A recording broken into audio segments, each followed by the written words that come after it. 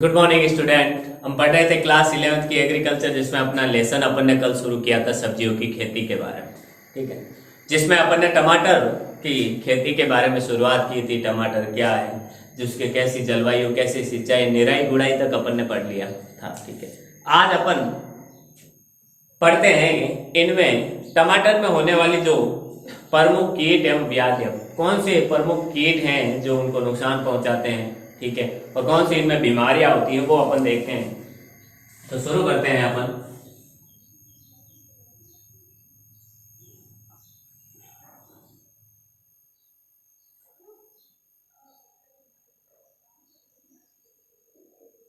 प्रमुख कीट एवं बीमारियां, जिसमें सबसे पहले अपन देखते हैं प्रमुख कीट।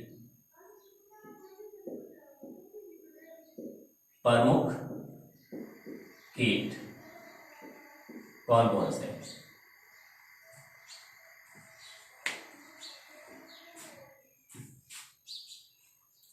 सॉरी, शायद अपन ने प्रमुख कीट अपन ने देख लिए थे, जिसमें थे हमारे फल छेदक, कटुआ कीट तक अपन ने देख लिया था। अब अपन शुरू करते हैं, अपन प्रमुख व्याधियां शुरू करते हैं। ठीक है,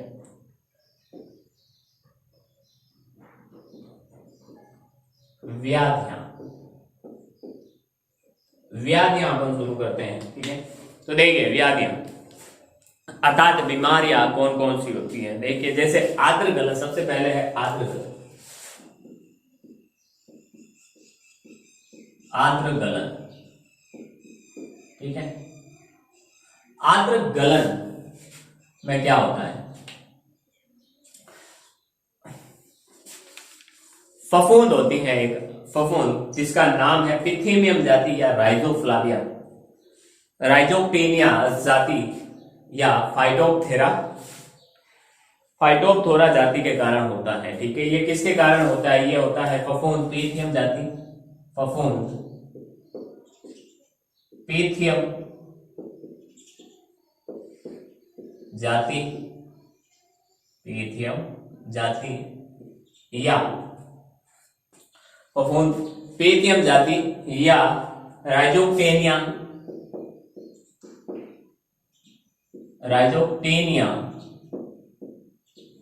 जाति या फिर जाति या फाइटोप्थोरा जाति या फाइटोप्थोरा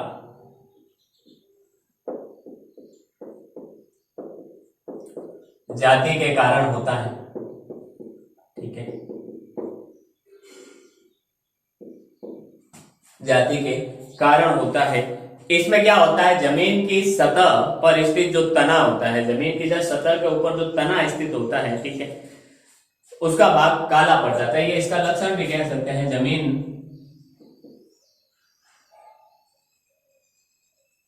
इसमें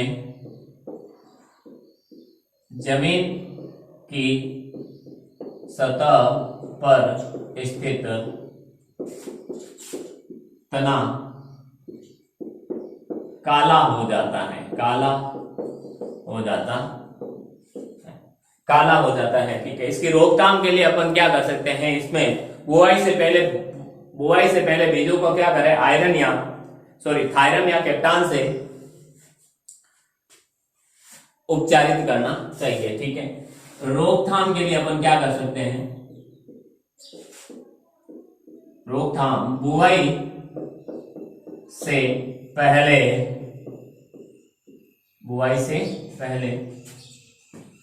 कैप्टान या थायरम से बीजों को उपचारित करके इसकी अपन रोकथाम कर सकते हैं। ठीक है, दूसरा है हमारा गुच्छा रोग। गुच्छे के बारे में आपने सुना ही होगा। गुच्छा रोग में क्या होता है? देखिए, गुच्छा रोग विषाणु जनित होता है। ठीक है, ये विषाणु जनित रोग है। यह अर्थात किसी विषाणु के कारण होता है। ये विषाणु जनित रोग ये विषाणु जनित रोग है, ठीक है। इसमें पत्तियां व तने सिकुड़कर छोटी हो जाती है और बढ़वा रुक जाती है। इसमें क्या होता है, इसका बुरा प्रभाव क्या करता है, पड़ता है, पत्तियां व तने सिकुड़कर छोटे हो जाते हैं तथा बढ़वा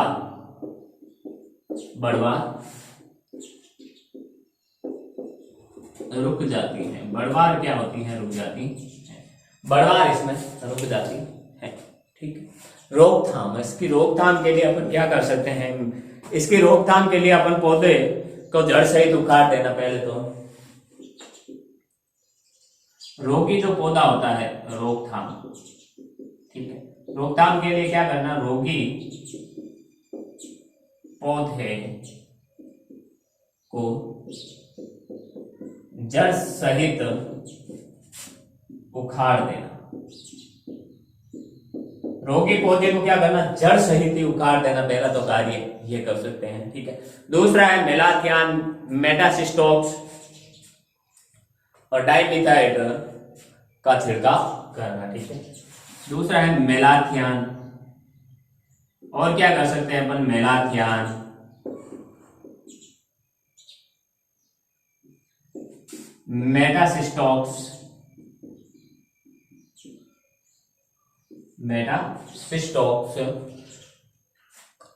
मेटासिस्टोक्स या डाइमेथियोएट का छिड़काव करना।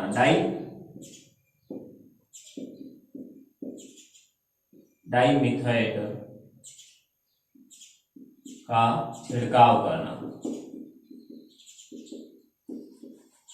ये कर सकते हैं अपन, ठीक है, इसकी रोकथाम के लिए। फिर है अगला जो रोग है पर्ण कुंचन। तीसरा रोग पर्ण कुंचन रोग है, उनके लक्षण है और फिर नॉर्मल सी चीज के उनके क्या है, व्याधियां के उपचार या रोकथाम है, अपन वो कर सकते हैं, ठीक है। विषाणु सफेद मक्खी, ये विषाणु और सफेद मक्खी जनित है। ये विषाणु जो सफेद मक्खी होती है, सफेद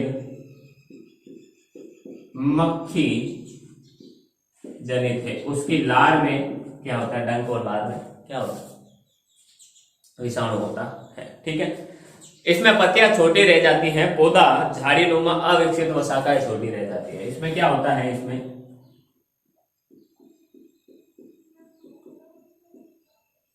पत्तियां छोटी, पौधा झाड़ीनुमा,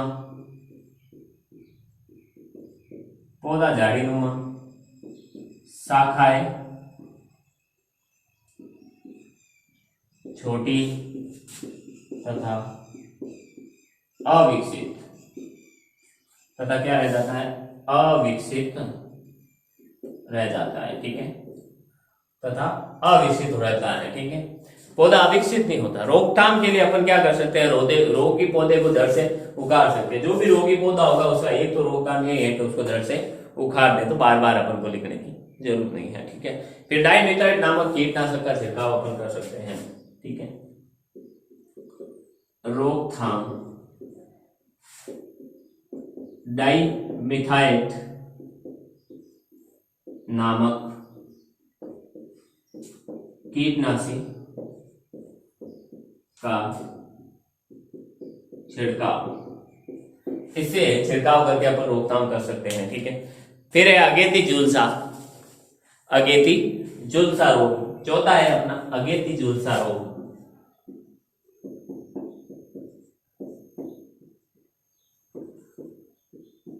झुलसा रोग, अगेती झुलसा रोग में क्या होता है, अगेती झुलसा रोग, इसमें अल्टरनेरिया सोलेनाइन नामक क्या होता है, फफूंद के कारण होता है। यह अल्टरनेरिया सोलेनाई नामक फफूंद के फफूंद से होता है, ठीक है। अल्टरनेरिया सोलेनाई नामक फफूंद से ये होता है, ठीक है। इसमें पत्तियों पर क्या होते हैं, गोल काले व भूरे धब्बे दिखाई देते हैं। इसका लक्षण क्या है, पत्तियों पर गोल गोल धब्बे, वो भी कैसे, काले या भूरे धब्बे दिखाई देते हैं,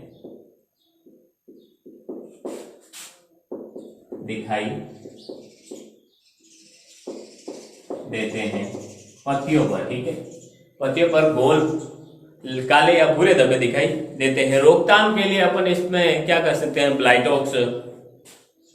ब्लाइटॉक्स का छिड़काव कर सकते हैं। रोकथाम के लिए अपन क्या कर सकते हैं, रोकथाम के लिए ब्लाइटॉक्स का 15 दिन अंतराल में, 15 दिन के अंतराल में छिड़काव। 15 दिन के अंतराल में अपन क्या कर सकते हैं, इसमें छिड़काव कर सकते हैं, ठीक है। 15 दिन के अंतराल में, आज छिड़का तो आगे वाले 15 दिन के बाद फिर छिड़काव कर सकते हैं, ठीक है।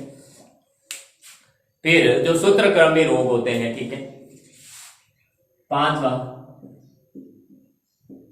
सूत्रकृमि रोग। सूत्रकृमि रोग में क्या होता है, देखिए,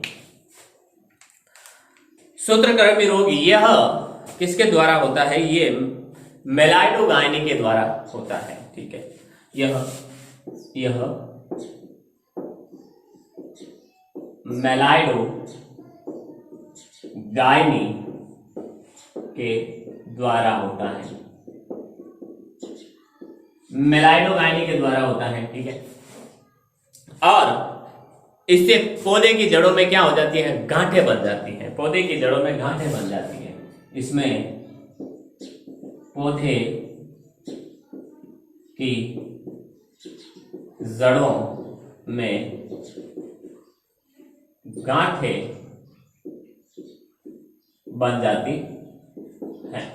पौधों की जड़ों में क्या होती है, गांठें बन जाती हैं, ठीक है। पौधे की जड़ों में गांठें बन जाती हैं, ठीक है। रोकथाम के लिए क्या कर सकते हैं अपन, अवरोधी जातियों का प्रयोग कर सकते हैं। रोकथाम, अवरोधी जातियों या किस्मों का, जातियों का प्रयोग, ठीक है। अर्थात ऐसी फसल उगा सकते हैं, ऐसी किस्म उगा सकते हैं टमाटर की जो इस रोग से लड़ने की क्षमता हो, जिसमें रोग प्रतिरोधक क्षमता हो इस रोग की, ठीक है। फिर और क्या कर सकते हैं, पौधे को रोपने से पहले क्या करना, 25 किलोग्राम कार्बोफ्यूरोन 3 ग्राम प्रति हेक्टर की दर से भूमि में मिलाना, ठीक है। और अपन रोकथाम के लिए क्या कर सकते हैं, पौधे की रोपण से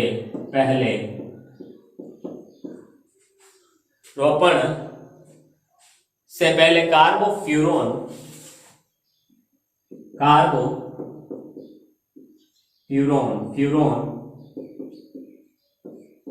मिट्टी में मिलाना। कार्बोफ्यूरोन किसमें मिलाना, मिट्टी में मिलाना, ठीक है। मिलाकर अपन इसको रोकथाम कर सकते हैं। फिर है सनबर्न, छठा रोग है सनबर्न। नाम से ही पता चल रहा है, सनबर्न, सन यानी सूरज, बर्न यानी जल, ठीक है। ये मई में जब बहुत ज्यादा गर्मी, जो पिछले महीना था, मई में टमाटर के फल सूर्य के प्रकाश के सीधे संपर्क में आने से सफेद पड़ने लगते हैं, ठीक है। इसमें क्या होता है, मई महीने में टमाटर के फल सूर्य के प्रकाश के सीधे संपर्क में आने से सफेद पड़ने लगते हैं, सफेद पड़ने लग जाते हैं, ठीक है, इसमें ये होता है, ठीक है, सफेद पड़ने लग जाते हैं, सिंचाई की अच्छी व्यवस्था करें। इसमें क्या कर सकते हैं अपन, सिंचाई की अच्छी व्यवस्था करनी चाहिए, ठीक है। इसके रोकथाम के लिए सिंचाई की अच्छी व्यवस्था करें। अच्छी क्या करनी है, सिंचाई की अच्छी व्यवस्था करनी है, क्योंकि समय समय पर इसमें सिंचाई होती रहेगी तो क्या होगा, सिंचाई होते रहने से इसका तापमान नियंत्रित रहेगा। वह बाद में देखिए तुड़ाई व उपज, ये तो विभिन्न प्रकार की जो व्याधियां, जो बीमारियां थी वो पूरी हुई।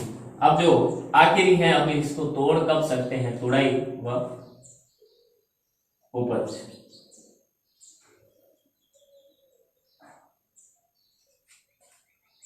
अगला है हमारा तुड़ाई व उपज। कब तोड़ा कब जाता है, कटाई कब जीते आती है, तोड़ाई व उपज, ठीक है। अब इसके तो फल ही तोड़े जाते हैं, पूरी फसल तो काटी नहीं जाती है, इसलिए इसकी तोड़ाई व उपज कब की जा सकती है, तो बढ़वार पूरी होने व लाल पीले रंग की धारियां, ठीक है, जो फल की बढ़वार पूरी होने और लाल पीले रंग की धारियां दिखने लगे तब अपन क्या कर सकते हैं, टमाटर के फल को तोड़ देना चाहिए, ठीक है। पौधे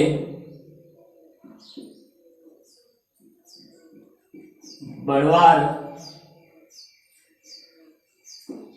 फल की बढ़वार पूरी होने तथा फल पर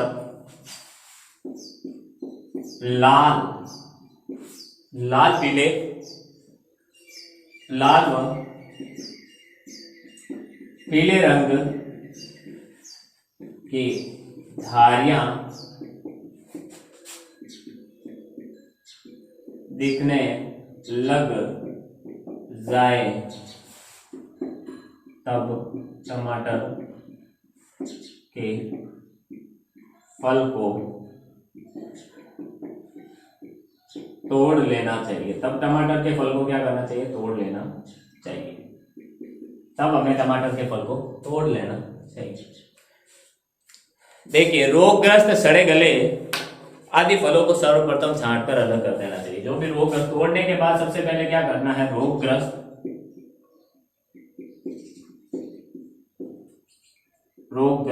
व कुछ सड़े गले आदि फलों को छांटकर अलग कर देना चाहिए। छांटकर अलग कर देना चाहिए, क्योंकि जो सड़े गले होंगे वो सही को भी खराब कर सकते हैं, सही को भी खराब कर देंगे, ठीक है। टमाटर की जो औसत उपज होती है वो 300 से 350 क्विंटल प्रति हेक्टेयर होती है। अगर नॉर्मल रूप से हमारी फसल एकदम सही रहे तो 300 से 350 किलोग्राम क्विंटल प्रति हेक्टेयर होती है। टमाटर की साधारण उपज 300 से 350 क्विंटल है प्रति हेक्टेयर होती है, प्रति हेक्टेयर होती है, ठीक है। तो ये था हमारे टमाटर जो अपन ने कल शुरू किया और आज खत्म किया। आगे अपन पढ़ेंगे बैंगन के बारे में, ठीक है। तो उससे पहले आप इसका अच्छे से स्क्रीनशॉट ले लें।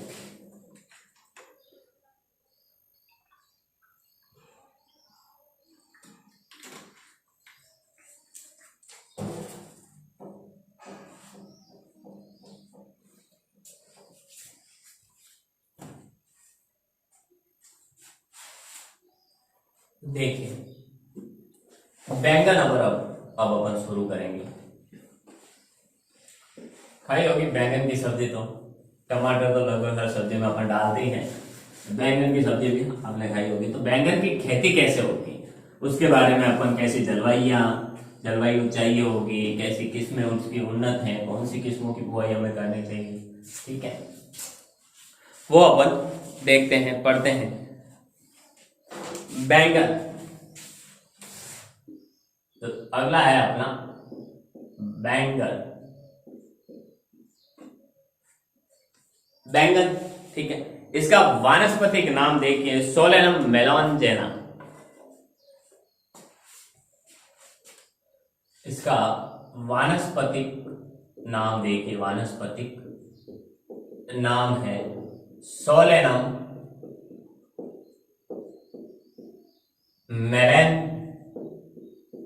मेलेनोजेना, मेलेनोजेना, ठीक है।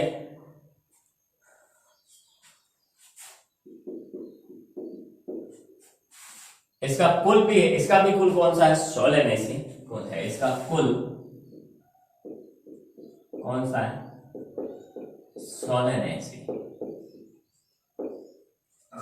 इसका कुल सोलेनेसी है, ठीक है। इसका फल क्या होता है, तीखा होता है, ठीक है, गर्म होता है, उत्तेजक होता है, उत्तेजना पैदा करने वाला होता है, सुधावर्धक होता है अर्थात थोड़ा आलस लाने वाला होता है, रक्तवर्धक खून बढ़ाने वाला, पीत व कफ नाशक होता है, ठीक है। तो देखिए इसका फल, इसका फला नहीं, फल, इसका फल तीखा, गरम, उत्तेजक, तीखा, गरम, उत्तेजक, सुधावर्धक,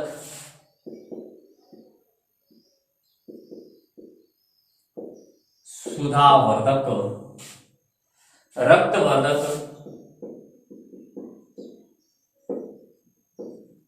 रक्तवर्धक, पीत व कफनाशक होता है, पीत व कफ नाशक होता है, ठीक। इसके फल की ये विशेषता है, जो बैंगन होता है वो एकदम वो कैसा होता है, वो होता है तीखा, गरम, उत्तेजक, सुधावर्धक, रक्तवर्धक, पीत व कफनाशक होता है। इसमें देखिए vitamin A, C, protein, carbohydrate, खनिज पदार्थों में लोहा तत्व की पर्याप्त मात्रा होती है। इसमें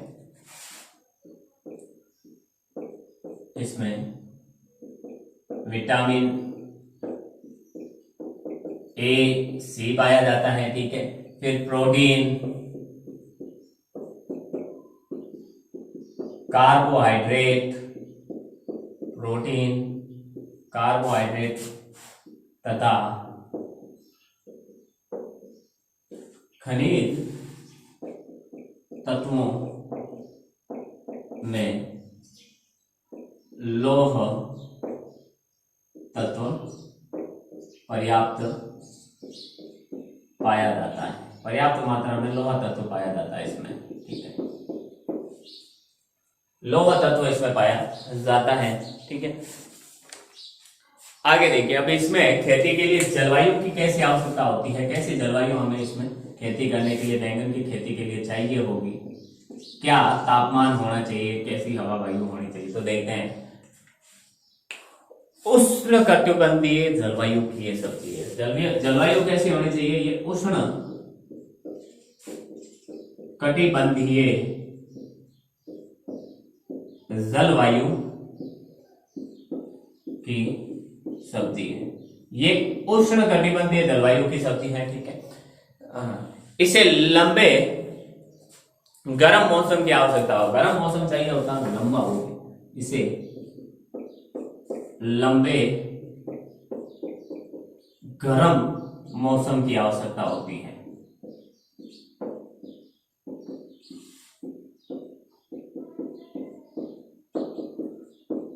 लंबे गर्म मौसम की आवश्यकता होती है, ये ध्यान रखने वाली बात है कि लंबा गर्म मौसम चाहिए, लंबा, ठीक है, ज्यादा लंबा और गर्म मौसम चाहिए होता है, ठीक है। सफल खेती के लिए इसमें देखिए 13 से 21 डिग्री सेल्सियस औसत ताप उपयुक्त है।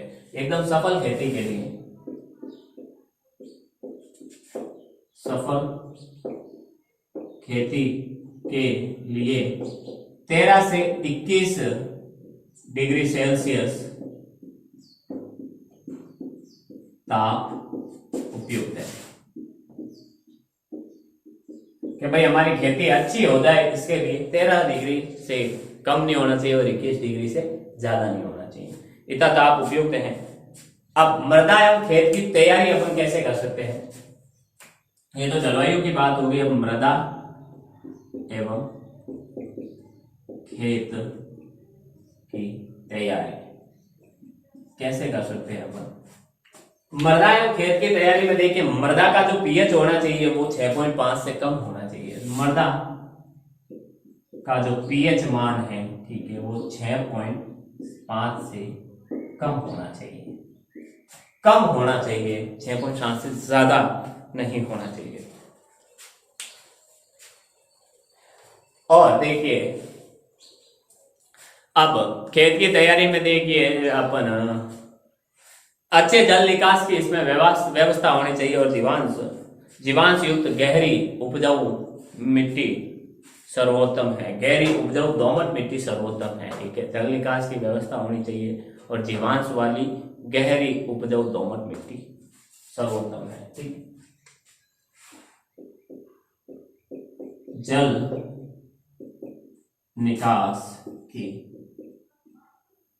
व्यवस्था तथा गहरी उपजाऊ दोमट मिट्टी आवश्यक है। आवश्यक नहीं, सर्वोत्तम है, सबसे अच्छी है गहरी। एक तो उस मिट्टी में क्या होती है, होनी चाहिए जल निकास की अच्छी व्यवस्था होनी चाहिए, व्यवस्था तथा गहरी उपजाऊ दोमट मिट्टी आवश्यक है, ठीक है। बुआई के समय एवं बीज की मात्रा, बुआई का समय एवं बीज की मात्रा क्या होनी चाहिए? बुआई का समय एवं बीज की मात्रा क्या होनी चाहिए? बीज की मात्रा कैसी होनी चाहिए, क्या होनी चाहिए? देखिए, शरदकालीन में अगर शरदकालीन सर्दी में अपन कर रहे हैं, ठीक है, शरदकालीन, इसमें बुआई तो अपन को कब करनी चाहिए? बुआई, या इसको कैसे ऐसे करते हैं, ऐसे बना लेते हैं इसको अपन, ऋतु बुआई और पौधरोपण।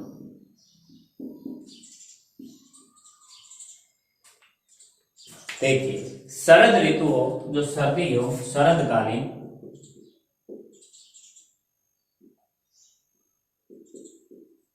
शरदकालीन में हमें बुआई, शरदकालीन में अगर अपन को फसल प्राप्त करनी है तो जून जुलाई में अपन को क्या करनी चाहिए? बुआई करनी चाहिए। जून जुलाई में बुआई करनी चाहिए, ठीक है।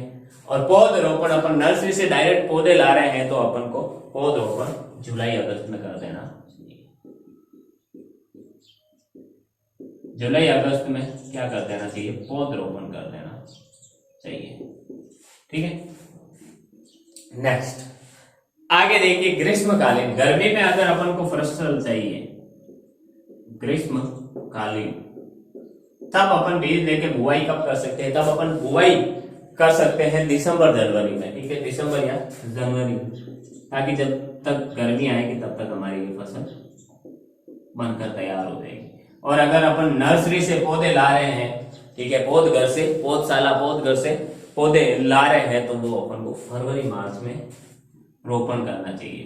तो नर्सरी से पौधे लाकर हमें क्या करना चाहिए? फरवरी या मार्च में पौधा का रोपण करना चाहिए, ठीक है।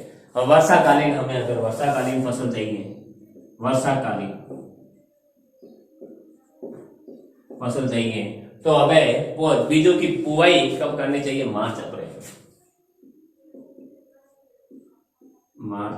अप्रैल में करनी चाहिए, ठीक है, जिससे बारिश का जो मौसम होता है अप्रैल मई, ठीक है, अप्रैल मई, सॉरी, अप्रैल मई में अगर अपन नर्सरी से पौधे ला रहे हैं तो उनको अप्रैल मई में लाकर बो देना चाहिए, ठीक है, सॉरी पौधा रोपण कर देना चाहिए। अब बीज की मात्रा क्या होनी चाहिए? अगर बीज बुआई अपन कर रहे हैं तो 400 से 500 ग्राम बीज प्रति हेक्टेयर की आवश्यकता होती है, ठीक है। तो देखिए 400 से 500 ग्राम बीज प्रति हेक्टेयर की आवश्यकता होती है। 400 से 500 ग्राम बीज प्रति हेक्टेयर की आवश्यकता हमें होती है। तो देखिए ये तो बीज की मात्रा हो गई है, ठीक है, बुआई बीज की मात्रा सब। अब आगे देखते हैं अपन, चर्चा करते हैं इसकी आगे।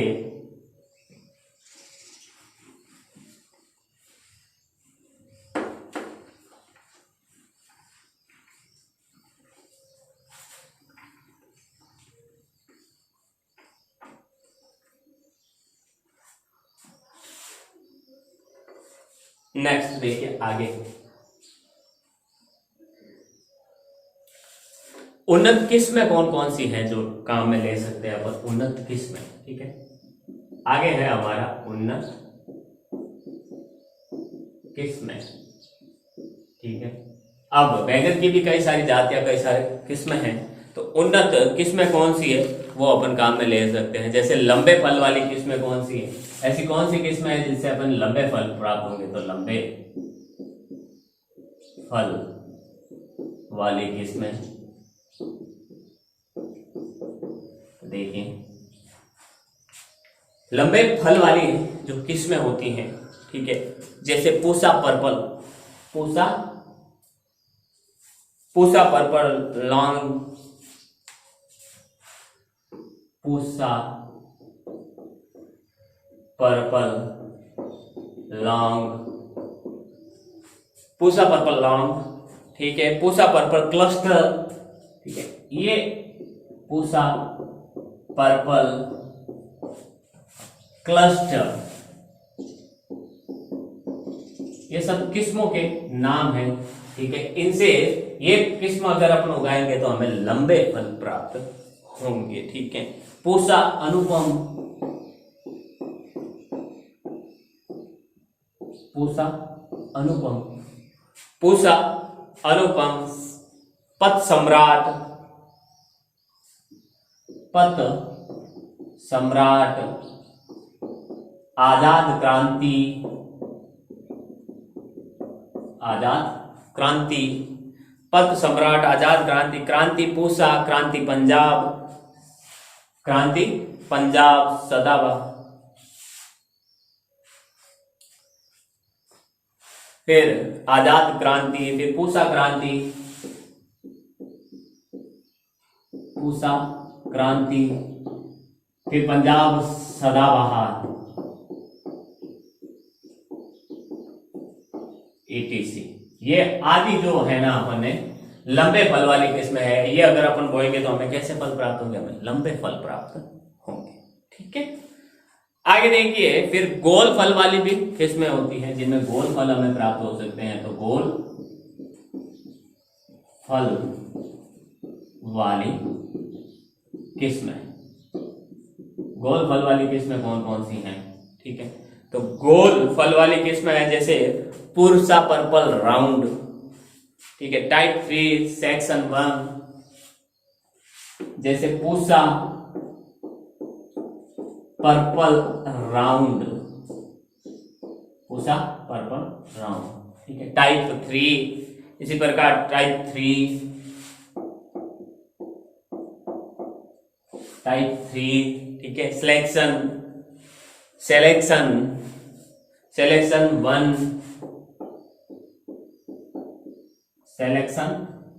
1, PBH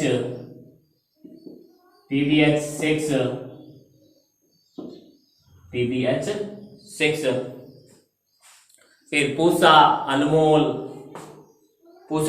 पंथ ऋतुराज, पूसा, अनमोल, पंत, ऋतुराज, ये क्या है? ये गोल फल देने वाली किस्में है, गोल फल देने वाली किस्में है।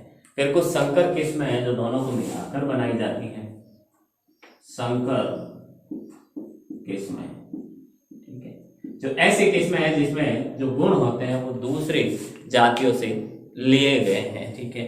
तो देखिए जैसे Pusa hybrid 6, Pusa hybrid 6, Narendra Shankar 2, Pusa hybrid 6, Pusa hybrid 6, Narendra Shankar 2, Narendra Shankar two, Pusa hybrid 9 और अर्का नगिन, इसी तरह पूसा हाइब्रिड 9 फिर अर्का नागिन, ये नाम है किसके? संकर किस्मों के। पूसा, अर्का नागिन, ये सब नाम है संकर किस्मों के, ठीक है। फिर देखिए खाद एवं उर्वरक, खाद एवं उर्वरक, खाद एवं उर्वरक, खाद कितनी देनी चाहिए, उर्वरक कितनी देनी चाहिए? तो जुलाई के समय 20 से 25 टन सड़ी हुई खाद या वर्मी कंपोस्ट खाद मिलानी चाहिए, ठीक है। जुलाई के समय, कब ये ध्यान रखना, जुलाई के समय 20 से 25 किलोग्राम, जुलाई के समय 20 से 25 किलोग्राम, 20 से 25 किलोग्राम,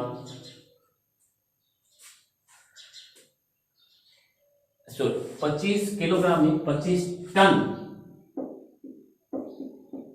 सड़ी हुई गोबर घास, सड़ी हुई गोबर घास,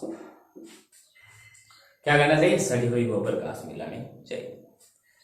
आगे देखिए अंतिम जो जुताई होती है उससे पूर्व 40 kilogram nitrogen, 80 kilogram phosphorus, 60 kilogram potassium आदि प्रति हेक्टर की दर से खेत में समान रूप से मिलाकर जुताई करनी चाहिए। तो अंतिम जुताई होती है,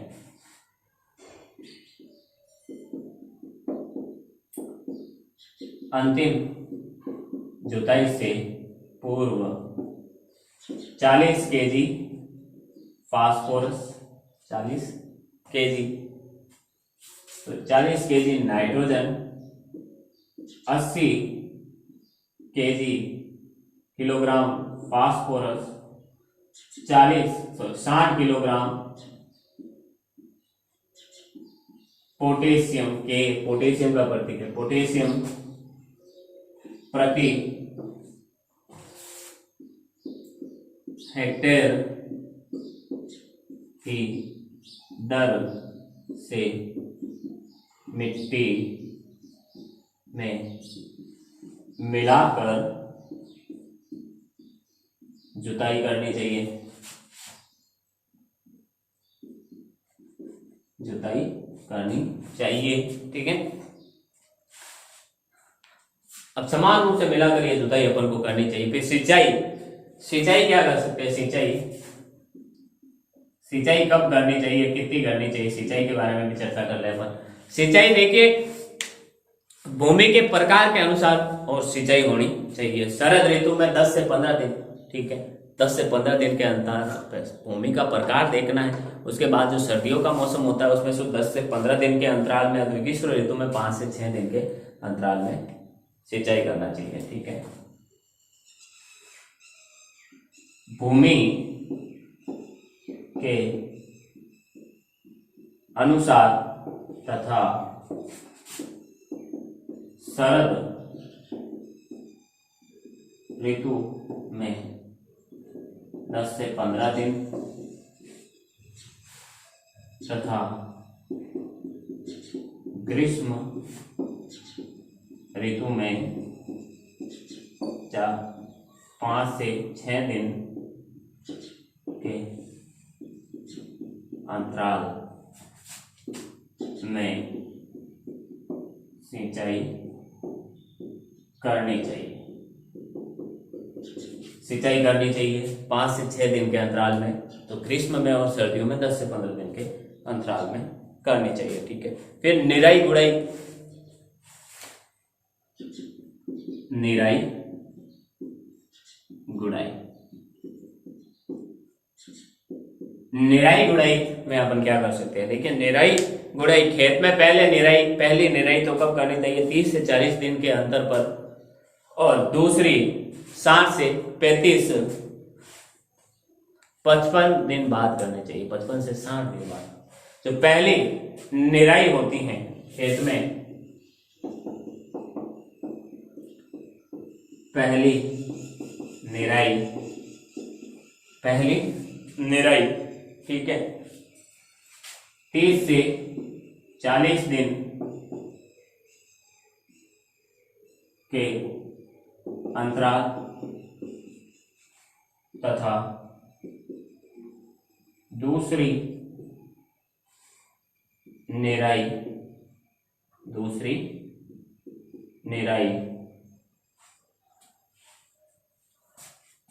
60 से 65 दिन के अंतराल में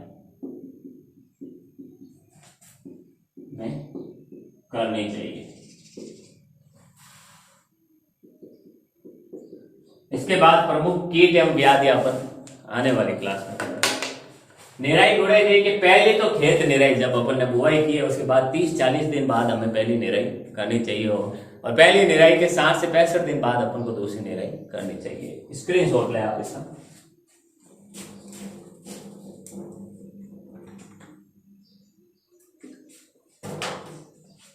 तो ये जो हमने बैंगन शुरू किया था और टमाटर को खत्म किया, टमाटर के विभिन्न व्याधियों और कीट व्याधियों के बारे में पढ़ा। इसमें अपन ने कीटों, बैंगन में अपन ने निराई गुड़ाई के बाद तक अपन ने कर लिया था। उसके बाद अपन जो प्रमुख कीट हैं वो देखेंगे। ठीक है, प्रमुख कीट कौन कौन से हैं उनके बारे में चर्चा करेंगे। तो उम्मीद करता हूं जो भी आज अपन ने पढ़ा है वो आपको समझ में आया होगा। मिलते हैं अपन अगली क्लास में, तब तक के लिए all the best, thank you.